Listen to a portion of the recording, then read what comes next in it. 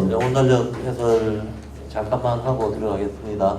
지금 9월 8일부터 14일까지고 이쪽은 지금 10월 27일부터 11월 2일까지죠. 이렇게 사계절 놓고 나면 처음 말씀드린 것처럼 그 이분이지가 있다고 했을 때 춘분이 가로선이고 동지하지가 세로선이죠. 지금 추분이 이 메소포타미아 문명, 이집트 문명, 서구 문명으로 이어지는 이 라인에서는 춘추분이 기준선이 되죠. 춘추분이 기준선이 돼가지고 춘분 쪽에서 어떤 감각적이고 현실적인 삶이 태어나고 추분 쪽에서 영적인 삶이 시작되는 곳이라고 보는 거죠.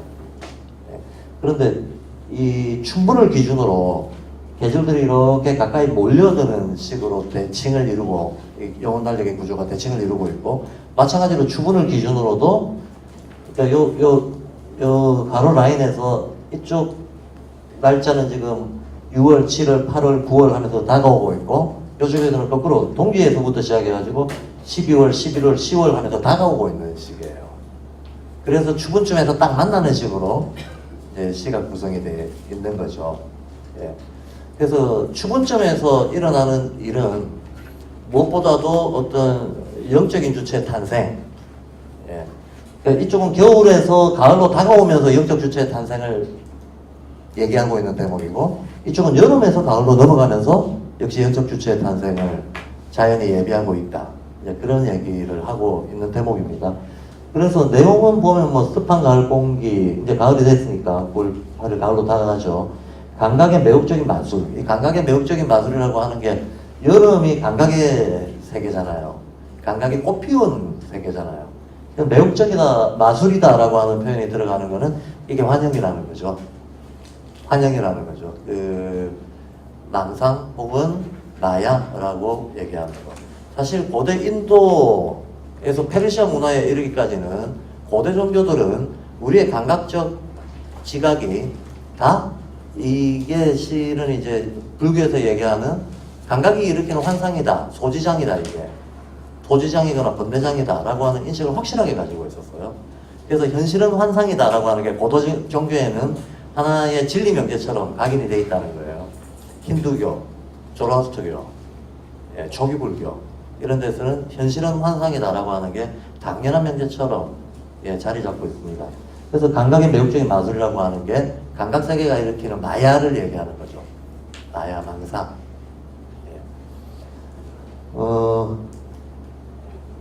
그래서 이제 가을로 다가갈수록 어떤 감각 지각이 일으키는 환상적인 혹은 망상적인 이런 세계가 조금씩 잦아든다는 거예요. 점점 이게 망상이었구나 하는 게 이제 드러나기 시작한다는 거예요. 그리고 이제 얼을 내는 빛들이 이제 춘분점이 지나면 이제 거기서 영적 주체가 태어난다고 보는데, 열을 내는 빛들, 이거 여름을 얘기하는 거죠. 여름의 어떤 그 감각 세계를 번성하게 했던 그 빛들이 안개 속으로 흐려진다라고 얘기합니다. 그러니까 전반적으로 여름의 그 플러리시한 거, 번성하고 막 꽃피고 화려하고 했던 그것들이 저 빛에 의해서 만들어지는 어떤 환상의 세계들이 가을로 들어가면서 이게 점점 이렇게 뭐라고 할까요? 싸그라든다는 흐름을 표현하고 있습니다. 그래서 나는 주변 멀찍이 나는 가을의 겨울잠을 봅니다. 가을의 겨울잠을 본다는 것은 이 겨울잠이 의미하는 바가 을이 성숙하는 데잖아요. 여기는 을이 태어나는 데고, 그리고 거꾸로 여름의 삶은 내 속에 담긴 채 저물었다. 근데 어차피 을이라고 하는 것도 요 번성한 이것들이 여무는 과정이 없이는 안 태어난다는 거죠. 그러니까 여름의 이 망상적이고 어떤 일시적이고 환상적인 이 빛의 힘들이 나 안으로 이렇게 응축되고 수렴되면서 가을에 을의 탄생을 준비하고 있다라고 얘기하고 있습니다. 이쪽은 거꾸로 대조시켜가지고 보시면 충분히 해설을 더 안 해도 이해가 되실 겁니다. 어째 보면 영혼달력은 쌍으로 이루어져 있는데 한쪽만 정확히 이해하면 나머지 쪽은 대칭으로 이해하면 돼요.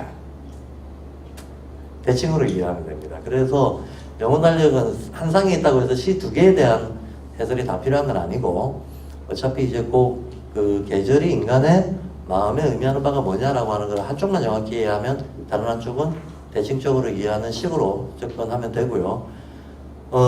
이거는 아직 제가 발표는 안 했습니다만 이틀 전인가 드디어 오랫동안 쉬러왔던 그 영혼 달력 52개를 일단 자체적으로 다 완역을 했습니다. 이럴 때 박수 쳐야 돼요. 죄송합니다.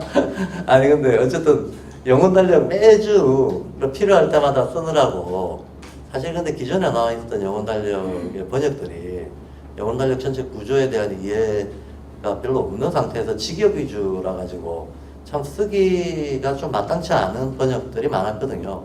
그래서 저희 학교에서는 그냥 자체적으로 번역을 해서 이제 제가 직접 내용을 좀 다듬어서 그동안 써왔습니다.